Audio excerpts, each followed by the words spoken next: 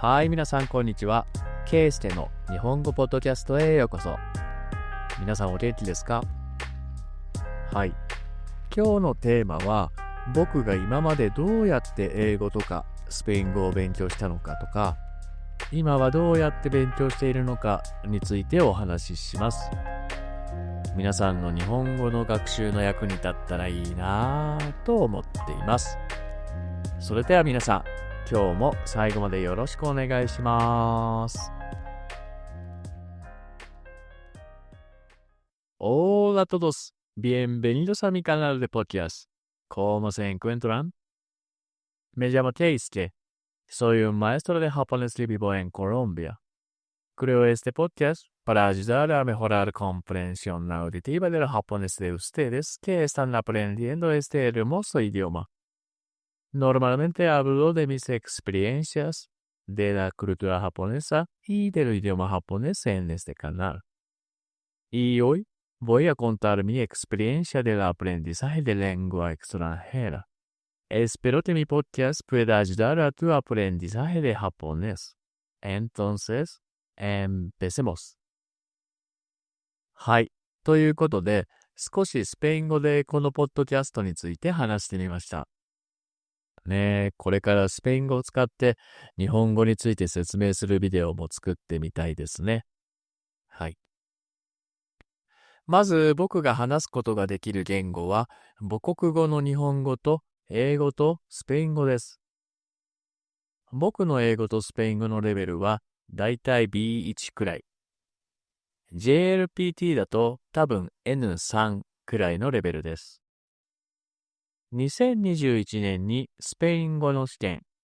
デレの B1 のレベルの試験を受けて合格しました。英語の試験は受けたことがないんだけど、多分スペイン語と同じか、スペイン語よりちょっと低いくらいのレベルだと思います。はい、では今まで僕がどうやって英語やスペイン語を勉強してきたのかをお話ししたいと思います。まず最初に勉強したのは英語です。中学校の時に英語の勉強が学校で始まりました。日本の学校では、僕の時代、30年前くらいですが、英語の授業では文法と読解、読むことを中心に勉強していたから、あまり面白くなかったです。その時は全然英語に興味がなくて、試験のために時々勉強しているだけでした。会話の試験はなくて、問題を解くだけの試験でした。高校生になってから洋楽、外国の音楽を聴くようになって少し英語に興味が出てきたんだけど、学校の授業は全く興味がありませんでした。実は高校生の頃の僕は英語だけじゃなくて学校の勉強すべてに興味がなかったんです。高校生の時は真面目に勉強しなかったから、英語の試験の点数はいつも悪くて、時々赤点を取って何回も試験を受けなければいけないこともありました。赤点というのは試験に合格できない点数のことです。だから僕の英語の試験の点数はとても悪かったんです。一番英語を勉強したのは大学に入る試験のための勉強をした時でしたね。この時も文法や単語をたくさん覚えて文章が読めるようになるための勉強でした。でもね、試験のための勉強ですから、会話の練習をする時間は全然ありませんでした。試験の問題を解くためだけに英語を勉強していました。大学に入ってから2年間英語の授業があったと思うんだけど、この時もあまり会話の練習をする時間はなかったと思います。ということで、中学校で3年、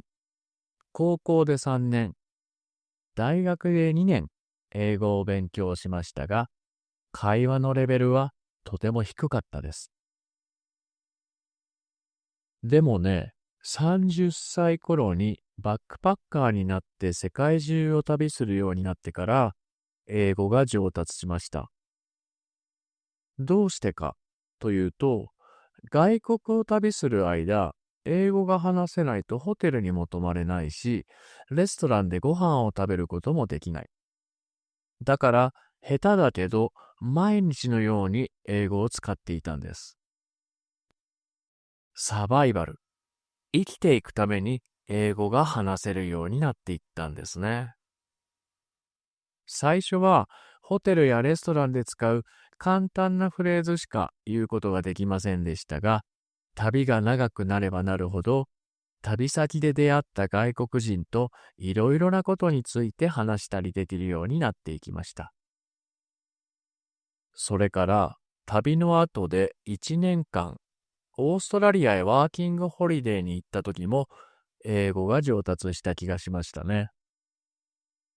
最初はね、日本人の友達とずーっと一緒にいたので、英語を話す機会が少なかったから、あまり英語は上達しなかった。でもね、日本人がいないところに行って、仕事でオーストラリア人や他の国の人と一緒に働くようになってから、英語が上達しました。この時は同じ映画を何回も見て、新しい単語や表現をノートに書いて、それを何回も声に出して読んでいましたね。それから仕事の時はオーストラリア人や他の国から来た同僚とたくさん話すようにしていました。だから僕の英語は学校で文法や読解をたくさん勉強して、会話は海外の旅や生活で練習をした感じでした。今はね、日本語のレッスンの時に生徒さんに英語で説明をしたりしていますが、英語の発音は今でも難しいなぁと思います。はい。それからスペイン語の勉強なんですが、これは40歳の時に始めました。なぜかというと、初めてメキシコに行った時、あまり英語が通じなくて、スペイン語を話す必要を感じたからです。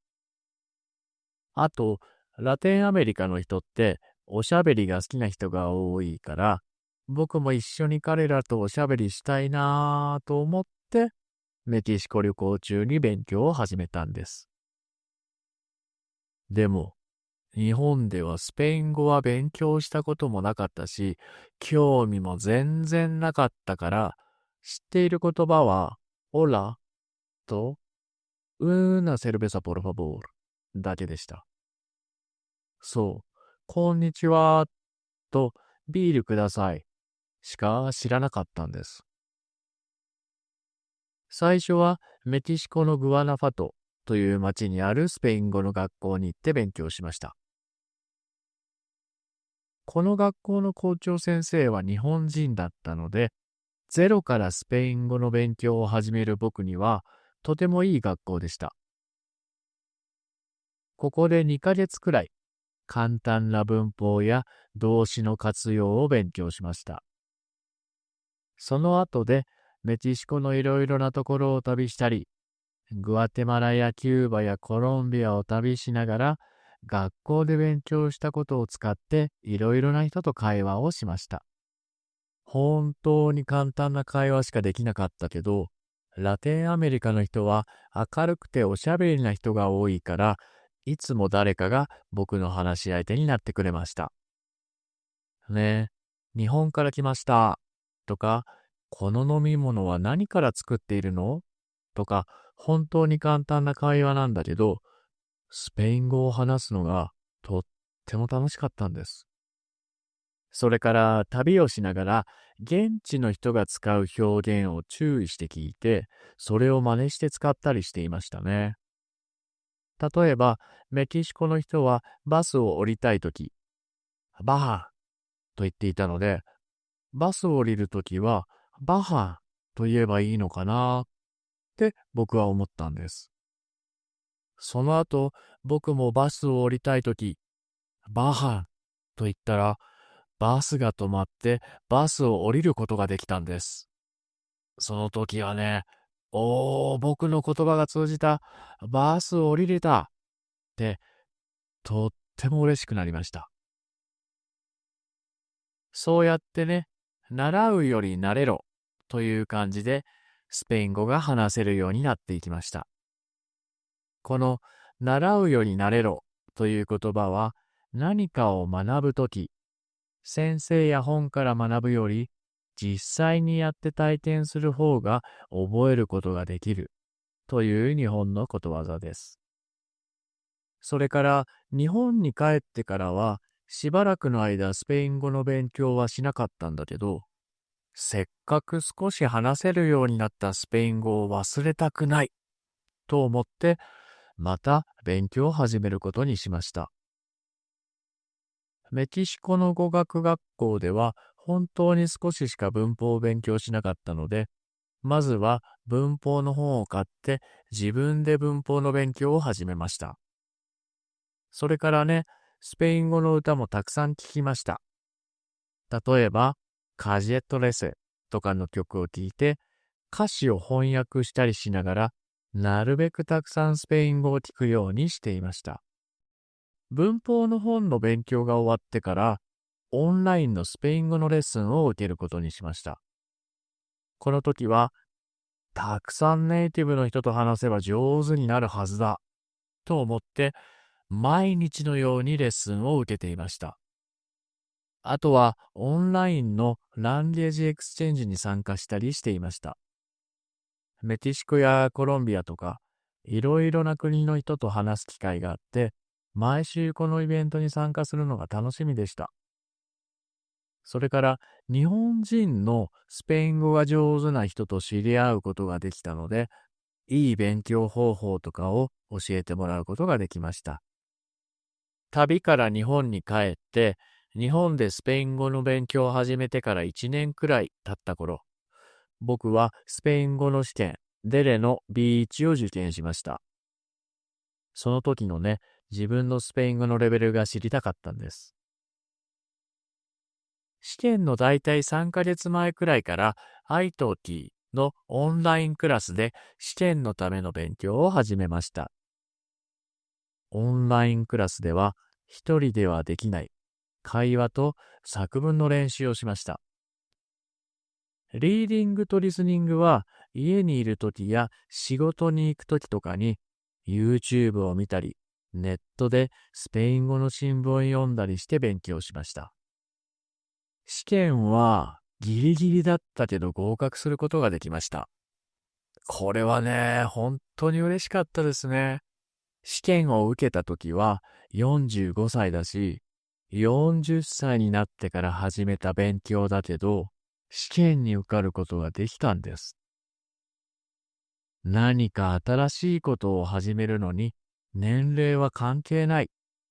と思うことができました。